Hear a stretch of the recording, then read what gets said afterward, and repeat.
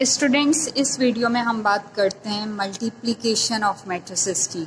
यहाँ पर आपको दो मैट्रिक्स गिवन है। First one is A matrix and second one is B matrix. आपसे कहा जा रहा है कि मल्टीप्लिकेशन ऑफ मैट्रिसेस की कैसे पॉसिबल होती है। तो इसके लिए एक फॉर्मूला यूज़ करते हैं कि number of columns in A is equal to number of rows in B. This is the formula. इसको हम देखते हैं कि number of columns in A matrix कितने हैं। First column and second column. तो कितने मैट्रिक्स ए मैट्रिक्स में कितने कॉलम हैं? 2 कॉलम्स। अब हम चेक करते हैं number of rows in B matrix. Okay, this one is first row and this one is second row. तो number of rows in B भी 2 हैं। इफ अगर number of columns in first matrix equal होगा number of rows in second matrix के, अगर दोनों का result same होगा तो मल्टीप्लिकेशन ऑफ मैट्रिसेस पॉसिबल होती है। स्टूडेंट्स, अब हम डिस्कस करते हैं इस क्वेश्चन को। यहाँ पर एक क्वेश्चन गिवन है। लेट्स सपोज कि इसको हम कह देते हैं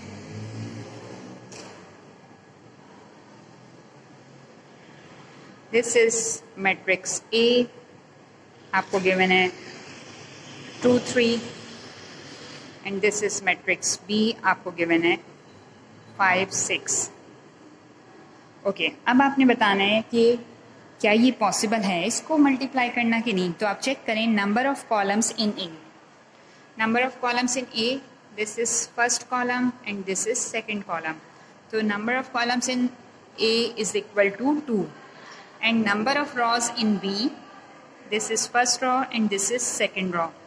तो मीन्स के दोनों 2 हैं, तो ये कंटिन्यू कर सकते हैं हम, मल्टीप्लाई करना पॉसिबल है। स्टूडेंट्स, यहाँ पर आपने number of columns in A is equal to 2 और number of rows in B is equal to 2 ये लिख दिया है। और अब ये हम आते हैं क्वेश्चन सॉल्व कैसे होगा। ये पॉसिबल है मल्टीप्लाई करना। स्टूडेंट्स, इसको हम इस तरह लिखते हैं कि ए मैट्रिक्स को हमने बी से मल्टीप्लाई करना है। हमने लिखा A B is equal to, फिर हमने ए मैट्रिक्स लिखा एंड देन फिर हमने बी मैट्रिक्स लिखा, दोनों लिख दिए। अब इसमें हम ये करते हैं कि हम रॉ को मल्टीप्लाई करते हैं कॉलम से। ये रॉ का एरो मैंने शो किया है और यहाँ मैंने कॉलम का एरो शो किया है। अब हम बनाते हैं एक ब्रैकेट एंड देन यहाँ से नंबर पिक करते हैं 2। फर्स्ट आप ब्रैकेट में लिखें इसे 2 मल्टीप्लाई बाय 5। एक और ब्रैकेट बना दें क्योंकि ब्रैकेट साइन शो कर रहा होता है मल्टीप्लाई को। 2 multiply by 5, 2 multiply by 5। Then फिर आप लिखें प्लस का साइन, ये रूल है, इसी तरह से लिखना होगा आपको। देन इस रॉ का सेकंड नंबर है 3, देन 3 मल्टीप्लाई बाय 6।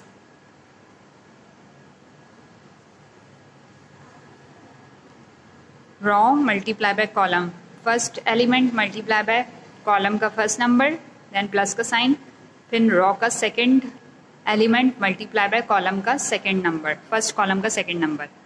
अब आपने लिखा A B is equal to 2 5 ज़ा 10 प्लस 3 6 ज़ा 18। देन आपके पास आंसर आ गया A B is equal to 10 प्लस 18 28। तो ये आपका मल्टीप्लाई हो गया है और हमारा आंसर आ गया है।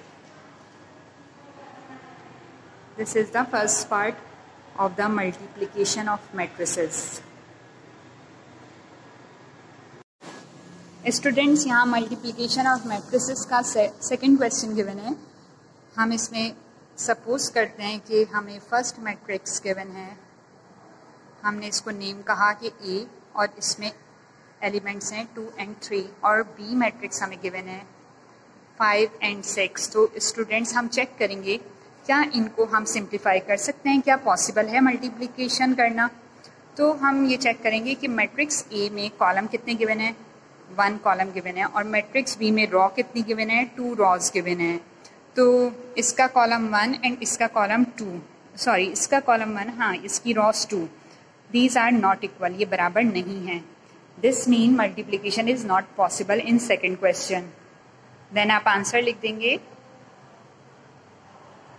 Not possible. because number of column in A is equal to number of rows in B are not equal. That's why this is not possible to continue. अब स्टूडेंट्स आपको यहाँ थर्ड क्वेश्चन गिवन है. अब इसमें भी हम solution की side आते हैं. यहाँ सॉल्यूशन में आपको let suppose this is the first matrix and this is the second matrix. अब हम चेक करते हैं क्या इनको मल्टीप्लाई करना पॉसिबल है कि नहीं है. Okay, number of columns in first matrix, first column and second column. Now students यहाँ पे number of columns in A is equal to 2 और इसी तरह से number of rows in B. अब रॉज कितनी है इसमें? 1 रॉ है, 1 रॉ.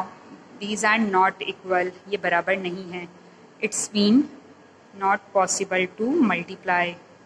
तो हमें पॉसिबल नहीं है कि हम इसको मल्टीप्लाई कर सकें. कंडीशन पूरी नहीं हो रही. अब आप आते हैं नेक्स्ट क्वेश्चन. इसी तरह से आप चेक करेंगे सबसे पहले कि मल्टीप्लाई पॉसिबल है कि नहीं है, और अगर मल्टीप्लाई पॉसिबल है तो फिर आप उसे मल्टीप्लाई कीजिएगा.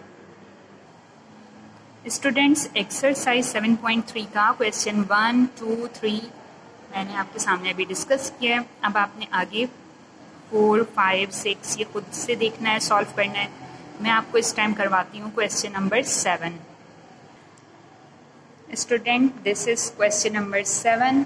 अब 7 में भी हम फर्स्ट फाइंड करेंगे कि जो हमारी कंडीशन है वो फुलफिल कर रही है कि नहीं. Let's suppose this is matrix A, आपको गिवन है 3, 4, 2, 1 एंड देन बी मैट्रिक्स आपको गिवन है 0, 1, 1, 0. Okay, number of columns in A matrix. अब इसमें number of columns A matrix में आपको गिवन है 2 यानी first column and then second column, column 1 and column 2. फिर number of rows in B. अब आप इसमें रॉ चेक कीजिए. This is row 1 and this is row 2 यानी 2 रॉज हैं. मीन्स यहाँ पे number of columns in A 2 है और number of rows in B 2 है. This mean it is possible to continue. हम इसे मल्टीप्लाई कर सकते हैं. अब हम इसको मल्टीप्लाई कैसे करेंगे? ए बी हमें गिवन है, हमने लिख दिया 3, 4, 2, 1 एंड देन फिर 0, 1, 1, 0. दोनों ब्रैकेट्स को हमें मल्टीप्लाई करना है. आप इसको पहले सबसे एक बिग ब्रैकेट बना दें और सबसे पहले आप ये काम करें. First bracket second bracket plus का sign, first bracket second bracket. Same यही काम आप यहाँ पर कर लें. इससे बहुत इजी हो जाता है सॉल्व करना, जो मैं मैक्सिमम इसी तरह से करती हूँ. ओके, नाउ स्टूडेंट्स अब करना ये होता है हमें कि हमने इसे मल्टीप्लाई करना है. यानी first row multiply by first column and then multiply by second column. अब फर्स्ट रॉ में फर्स्ट एलिमेंट आपको गिवन है 3, आपने यहाँ लिख दिया 3 और 3 को आपने मल्टीप्लाई किया 0 के साथ, कॉलम के साथ. Row multiply by column. Then आपने 2 लिखा रॉ का सेकंड एलिमेंट और हमने कॉलम से करना है तो हमने 1 लिख दिया. फिर हमने इसी रॉ को सेकंड कॉलम से किया यानी 3 मल्टीप्लाई बाय 1